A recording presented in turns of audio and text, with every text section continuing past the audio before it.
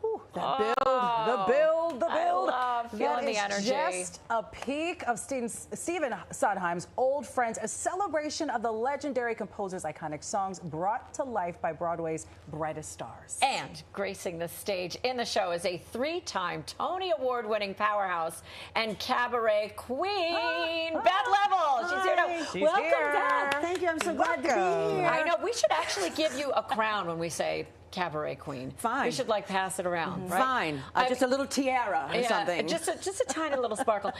Your resume is like a Broadway dream journal, The Drowsy Chaperone, The Prom, Baby It's You. What does it feel like stepping into the Stephen Sondheim shoes? This is always, I know, such a challenge for vocalists. A good challenge. Yeah. It's interesting in this piece. It's such an ensemble piece led by Bernadette Peters and Leah Salonga, but it's been a long time since I've had to learn second alto, which is so it was thrilling, challenging, and worth every single night I spend with my phone listening to the lyrics. It's just his work is magical, and it's a privilege to sing it. Privilege. Talk about a challenging privilege. Right. Yes, and getting to do it, like you said, alongside Leah Salonga, Bernadette Peters. Yes. What is that like for you? It's, it took me a while to stop fangirling. And it took me a while for It's so good to know everybody does it. Oh, everybody right? does it. And there's a point where Leah, Bernadette and I are on stage for You Gotta Have a Gimmick from Gypsy. And she and I are just sitting in the corner, just kind of ad-libbing. And sometimes my little, 16-year-old Beth Leavel, high school, goes, "You're on the stage with Bernadette Peters." And it's like, wake up, wake up, wake up. And so I'm just trying to enjoy every minute. And they are the kindest, most talented people. Do you ever like creep in a little selfie, where your cell phone's down here and you're like, is that bad? No. No, I don't creep in. It's like, Bernadette. Like, no. Yeah, it's really a joy to be with them on stage. This was really born from a deep friendship between Stephen Sondheim and Cameron McIntosh.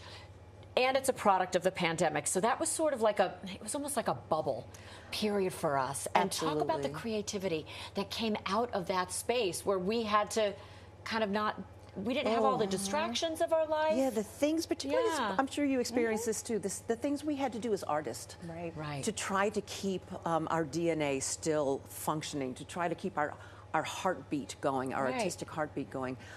We did a lot of Zooms. I started coaching. Which was on so Zoom, weird. which was so fun, which is actually fun. A lot of readings on stage, and then it went to let's audition, which was a whole nother story to do, which was very challenging, to self-tapes. Yes, people still talk about that. I have a lot of actor friends who talk about, because the self-tape continues on. Yes, it does. And you feed so much off of the live energy of us, the audience, and the adoration that we send back to you. I know.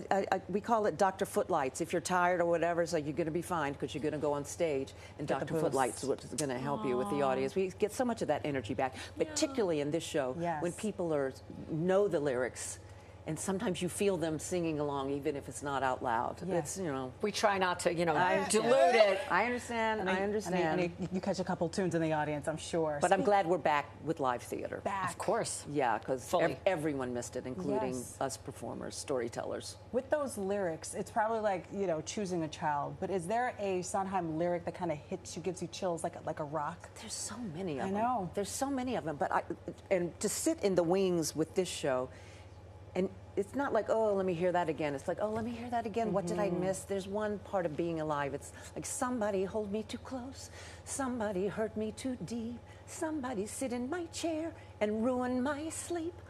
I thought that is the most beautiful thing. Somebody ruin my sleep because I need to not be alone anymore. Oh my gosh. And the children will listen. That's a whole nother one. I could be here all day.